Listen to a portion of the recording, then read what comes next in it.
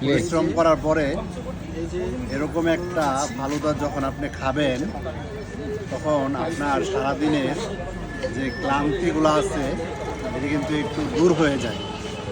যেমন এখানে ধরেন বাদাম, তারপর কিশমিশ, বিভিন্ন রকমের ফলের যে একটা মিশ্রণ, সাথে আইসক্রিম। ও এক কথায় যদি আমি একটু খেয়ে যদি আপনাদেরকে বোঝানোর চেষ্টা করি, একদম ফাটাফাটি, আমি দেখতেছেন নিয়ে বাসা থেকে খুবই মজাদার। সবাই ভালো থাকবেন। হাজবেন্ডের ডায়েট আজকে শেষ না, এটা কিন্তু ডায়েট নষ্ট হবে না ভাই। চিনিটা নাই তো ভাই, আইসক্রিম না আলাদা চিনি নাই তো নেই।